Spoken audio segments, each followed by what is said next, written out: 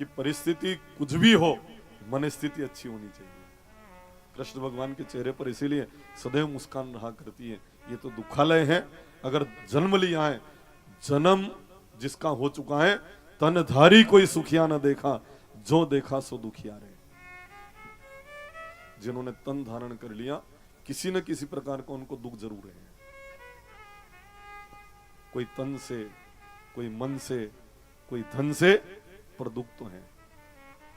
कहा है ना, बड़ी सुंदर बात कही संतों ने, तन धारी कोई सुखिया न देखा, जो देखा सो दुखिया रे। कोई तन दुखी, कोई मन दुखी, कोई धन बिन रहत उदास, थोड़े थोड़े सब दुखी, सुखी हरि का दास।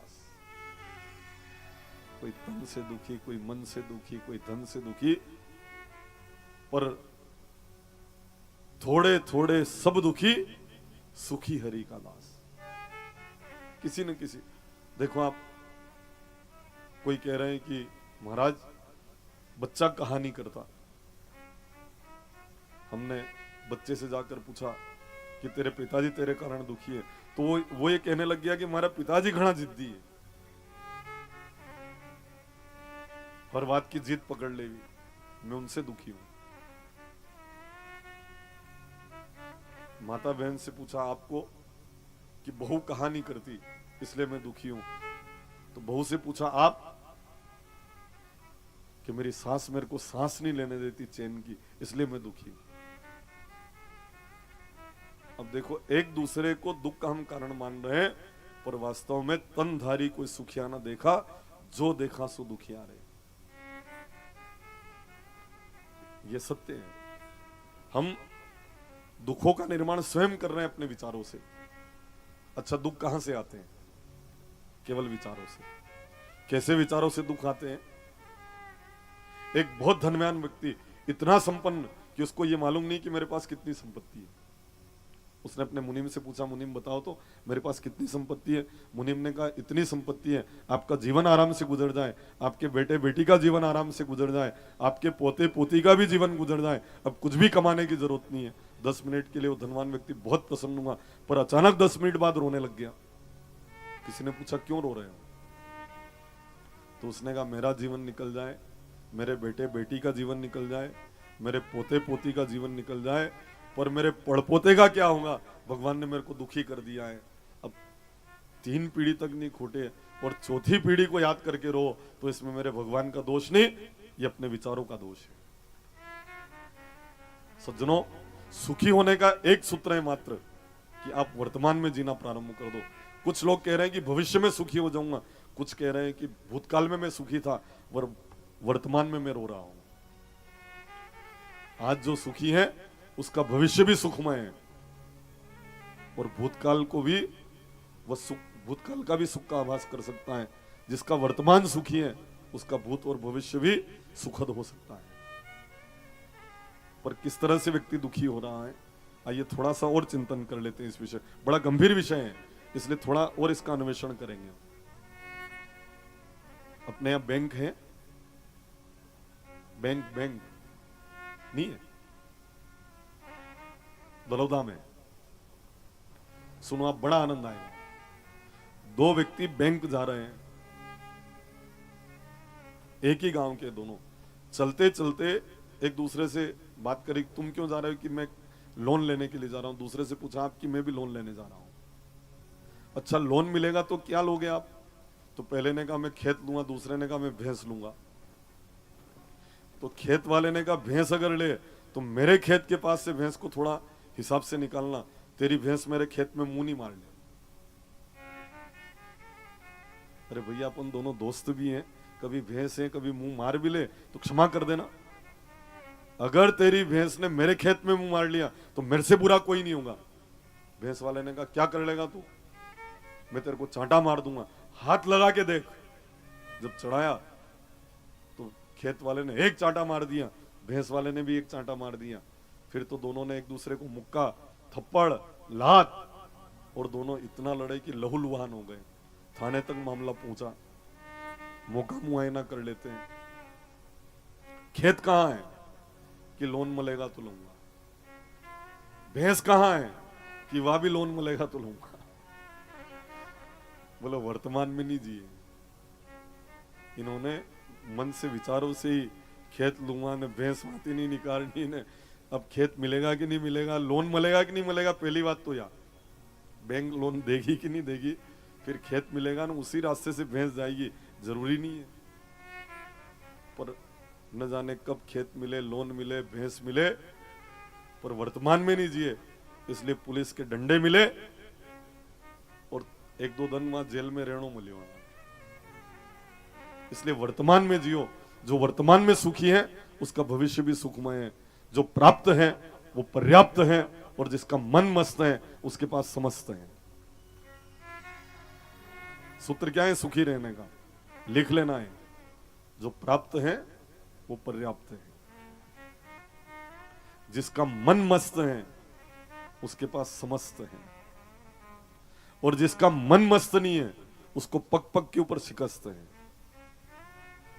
जगह जगह हारना पड़ेगा अगर मन मस्त नहीं है तो मन को आप मस्त बनाकर, समस्त है आपके पास अगर आपका मन मस्त है तो मन को लगा दो भगवान सांवरा सेठ के चरणों में और कह दो, तेरे चलाए से चली नैया गरीब की, कि तेरे चलाए से चली नैया गरीब की, तेरे चलाए से चली नैया गरीब की, तूने बदल दी है मेरी, तूने बदल दी है मेरी रेखा नसीब की, तेरे चलाए से चली नैया गरीब की, तेरे चलाए से चली नैया गरीब की।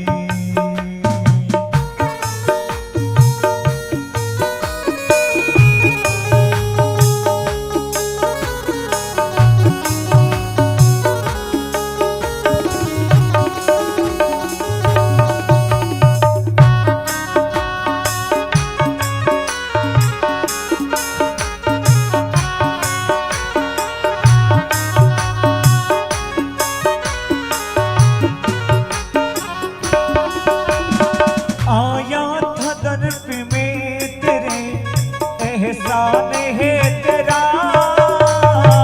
आया था दर पे में तेरे एहसान है तेरा, किस्मत बनाना भक्तों की काम है तेरा, किस्मत बनाना भक्तों की बस काम है तेरा, तेरे हाथ सौंप दी, तेरे हाथ सौंप दी मैंने जिंदगी, तेरे चलाए से चली नैया गरीब की, तेरे चलाए से चली नैया गरीब की, तूने बदल दी है मेरी, तूने बदल दी है मेरी रेखा नसीब की, तेरे चलाए से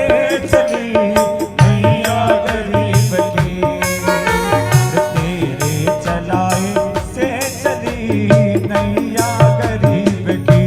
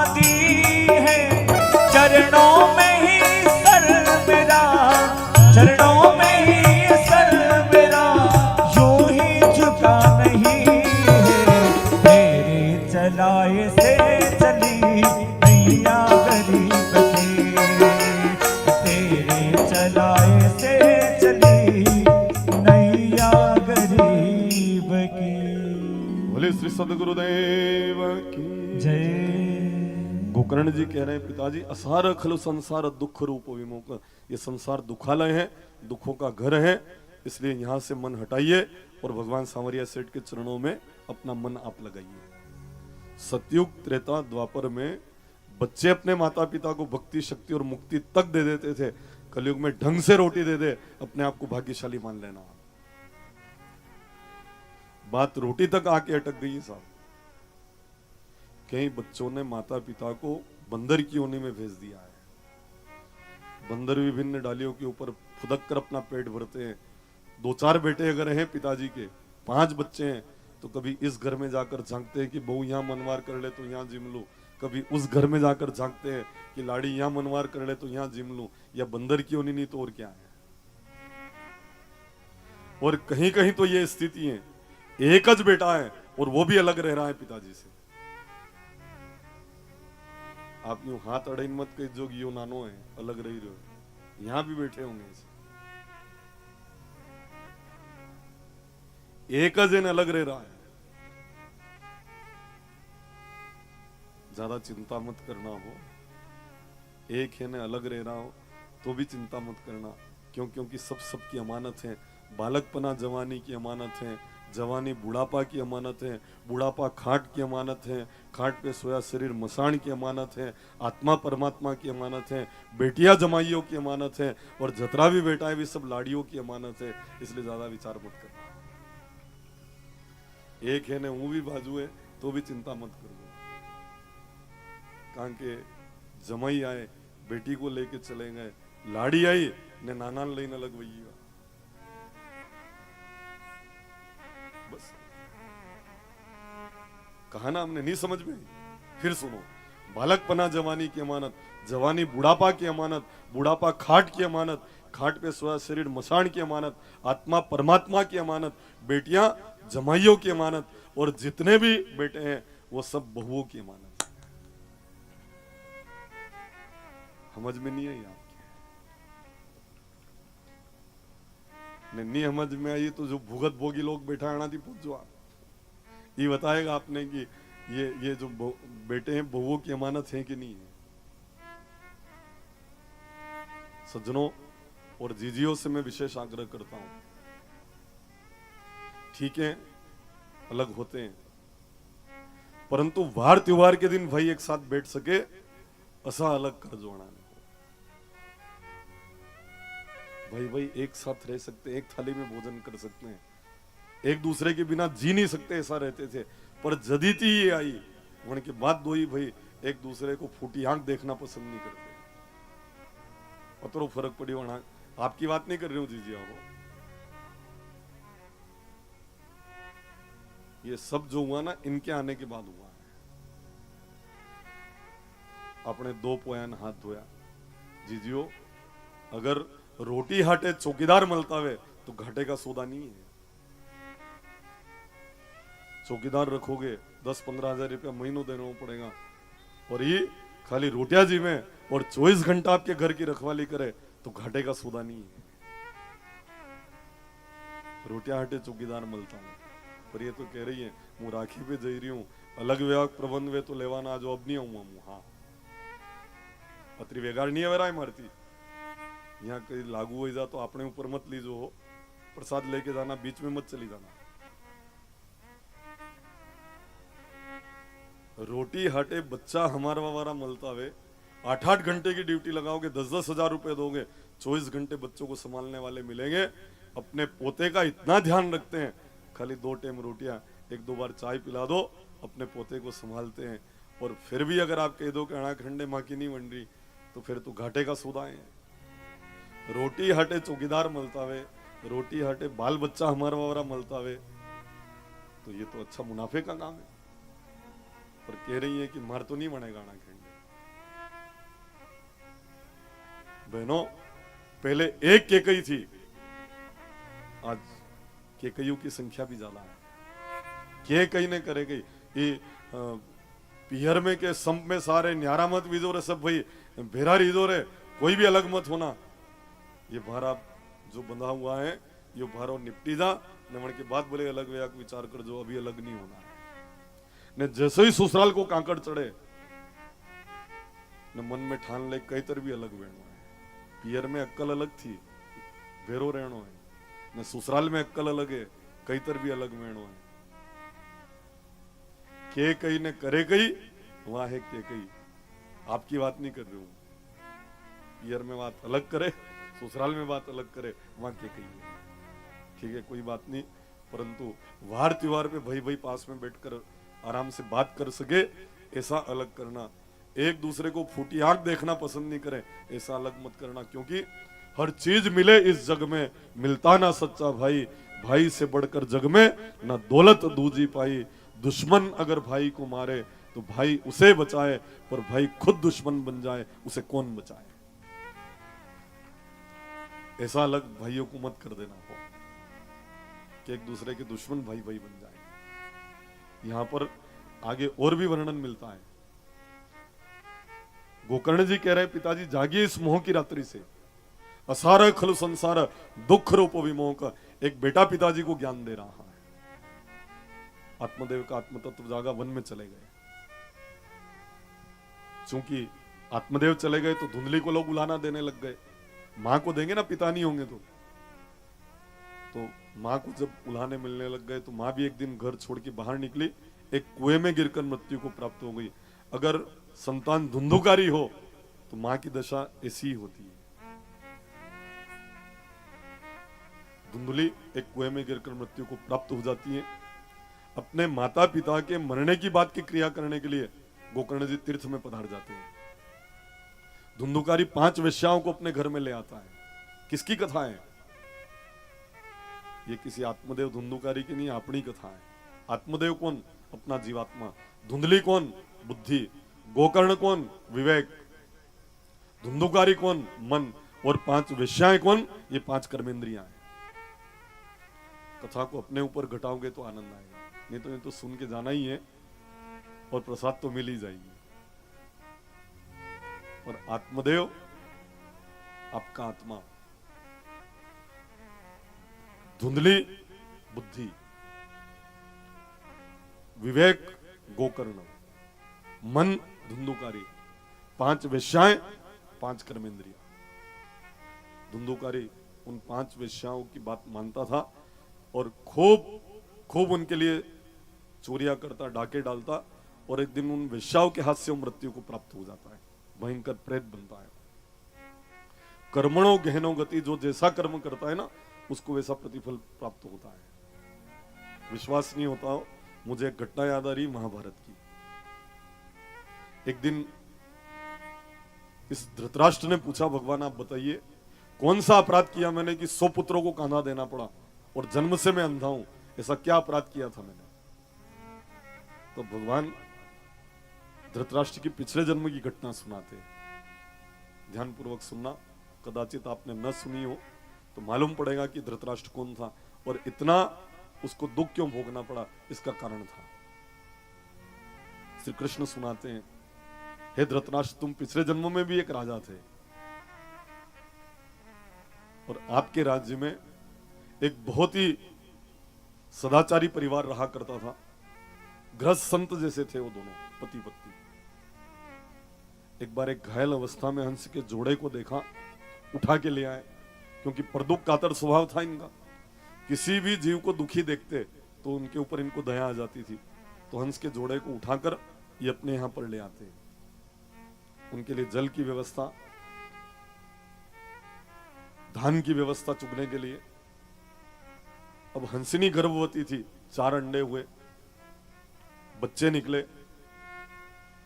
और उन सबकी संभाल तुम्हारे राज्य में वो सदाचारी परिवार किया करता था। एक बार सदाचारी परिवार को तीर्थ यात्रा के लिए जाना था तो उन्होंने वो हंस का जोड़ा और उसके 4 बच्चे, शासक आप थे इसलिए आपके यहां पर धरोहर के रूप में रख दिए थे। अब वो तो तीर्थ चले गए सदाचारी परिवार, पर राजन आप मांसाहारी थे, आपने हंस के बच्चे को मारकर खाया।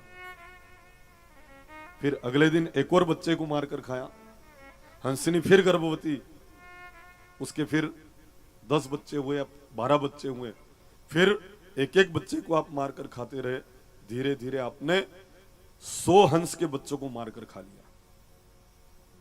और जब तीर्थ यात्रा से गृहस्थ सदाचारी परिवार आया और उन्होंने आकर हंस के जोड़े और बच्चों को मांगा, तो आपने कहा वो तो सब बीमार होकर मर गए हैं।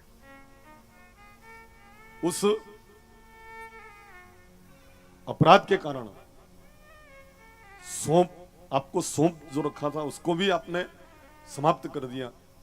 उस विश्वासघात के कारण आपको अंधा होना पड़ा और 100 हंस के बच्चों को मारकर आपने खाया, इसलिए 100 पुत्रों को तुम्हें काना देना पड़ा है। विश्वासघात का परिणाम तुम अंधे हुए और 100 पुत्रों को इसलिए काना देना पड़ा है।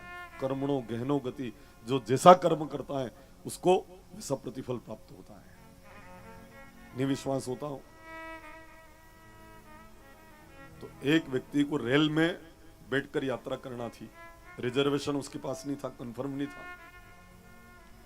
दलोदा हो गया और पांव रखने की जगह डब्बे में नहीं थी, तो रबर का एक सांप था, उसने फेंका और कहा और इस डब्बे में सांप है। देखते देखते पूरा डब्बा खाली हो गया।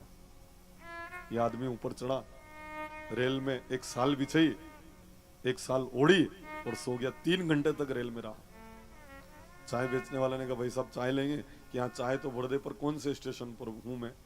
तो कहा आप दलोदा में हो। 3 घंटा रेल में रहा, मैं भोपाल क्यों नहीं पहुंचा, मैं अजमेर क्यों नहीं पहुंचा, दलोदा में क्यों हूं? तो चाय बेचने वाले ने कहा भाई साहब रेलवे प्रशासन को मालूम पड़ा कि इस डब्बे में सांप है, इसलिए डब्बा यहीं पे काट दिया है। तुमने औरों को उतारा है तो तुम भी अपने लक्ष्य तक नहीं जा सकते हो। कर्मणों गहनों गति। कोई लाख करे चतुराई, कर्म का लेख मिटे ना रे भाई। भलाई कर भला होगा, बुराई कर बुरा होगा। कोई देखे न देखे पर मेरा सांवरा तो जरूर देखता होगा। सब उसके ध्यान में, इसलिए सदैव अच्छाई के काम करो, भलाई के काम करो। क्यों? आप चाहते हो कि लाभ हो तो लाभ का उल्टा आपके जीवन में आ जाना चाहिए। लाभ का उल्टा क्या है? भला। आप भला करोगे तो आपको लाभ मिलेगा। दया चाहिए आपको तो दया का उल्टा कर लो। दया का उल्टा क्या है? याद। जिसने मेरे सांवरा सेठ को याद किया उसके ऊपर उनकी दया हो गई। मैं जिनका जिक्र करता हूं वो मेरी फिक्र करता है। मैं जिनका जिक्र करता हूं वो मेरी फिक्र करता है। आप उनका स्मरण किया करें, वो आपका जरूर फिक्र करेगा। हम तेरी राहों के पत्थर ही सही सामरिया सेठ, हम तेरी राहों के पत्थर ही सही, पर जरा हमसे पूछ हम तेरी ठोकर को बेचैन हैं कितने। हम तेरी राहों के पत्थर ही सही प्रभु श्री सामरिया सेठ, पर जरा हमसे पूछ हम तेरी ठोकर को बेचैन हैं कितने। क्योंकि हम जानते हैं आपकी चरण रज लगने से भाग्य बन जाया करते हैं, क्योंकि हम ये जान चुके हैं। समझ में आई चुका है कथा सुन रहे तो। ब्रज के नंद लाला राधा जी के सांवरिया, सब दुख दूर हुए जब तेरा नाम लिया। ब्रज के नंदलाला राधा जी के सांवरिया, सब दुख दूर हुए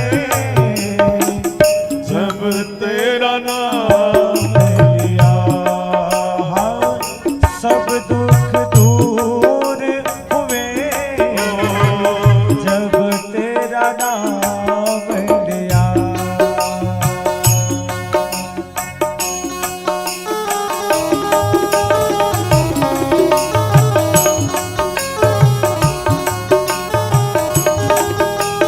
कैसे दुख कटते हैं। जय हो। मीरा पुकारे तुम्हें गिरिधर गोपाला। मीरा पुकारे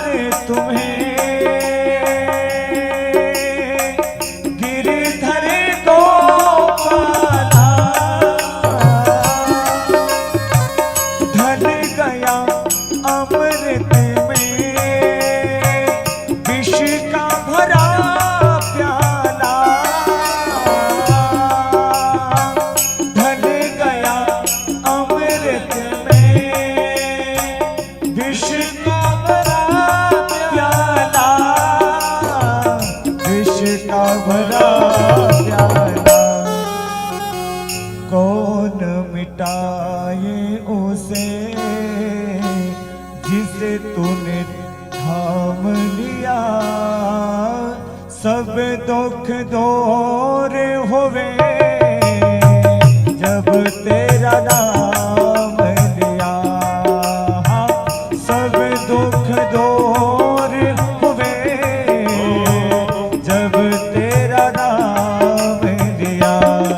हो ब्रज के नंद लाला श्री राधा जी के सावरिया, सब दुख दूर हुए जब तेरा नाम लिया। देख रहे हो तुम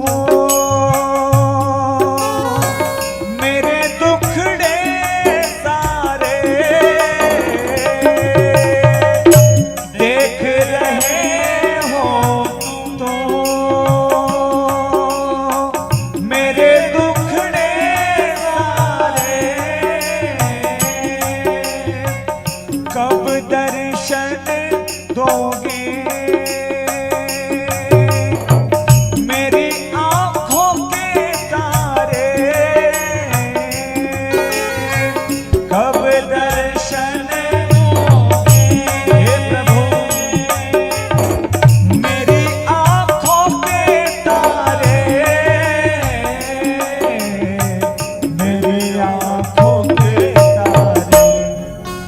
अधर पे बंशी हो कांधे पे कामरिया, सब दुख दूर हुए जब तेरा नाम लिया, सब दुख दूर हुए जब तेरा नाम लिया।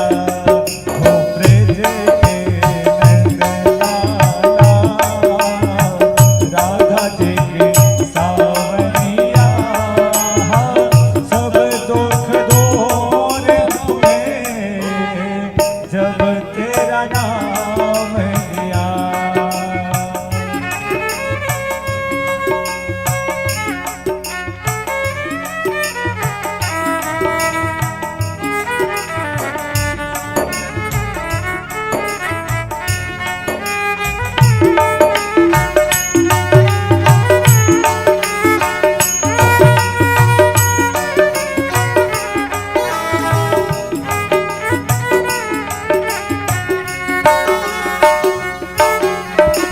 जब तेरे गोकुल पर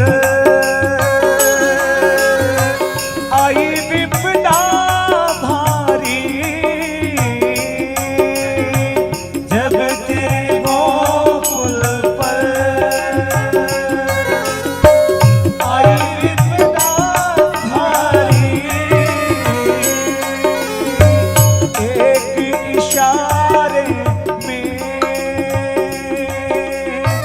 सारी विपदा टाली, एक इशारे में सारी विपदा टाली, सारी विपदा टाली। उठा लिया गोवर्धन उंगली पर थाम लिया, सब दुख दूर हुए जब तेरा नाम लिया, सब दुख दूर हुए जब तेरा नाम लिया। हो ब्रज के नंद लाला राधा जी के सावरिया, सब दुख दूर हुए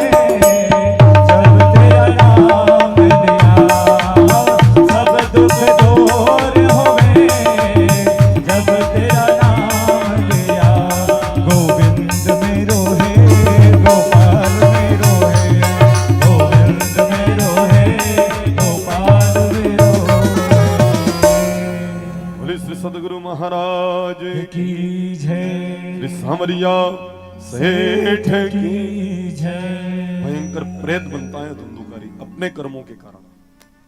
7 पेरे वाला बांस गाड़ कर उसमें बिठाकर उसको कथा सुनाते हैं और 7 दिन में उस बांस की 7 ही गांठें फट जाती है। भागवत जी में इसलिए कहा गया कि भागवत जी के शब्दों से निर्जीव बांस तक की गांठें फट गई और आपके चेतन मन की गांठें नहीं फटे तो आप वाड़ाती भी गए वित्या लोग। क्यों ली भागवत जी में बात? धुंधुकारी दिव्यमान में बैठकर मुक्ति को प्राप्त होता है। फिर 30 वर्ष बाद फिर कथा का आयोजन होता है।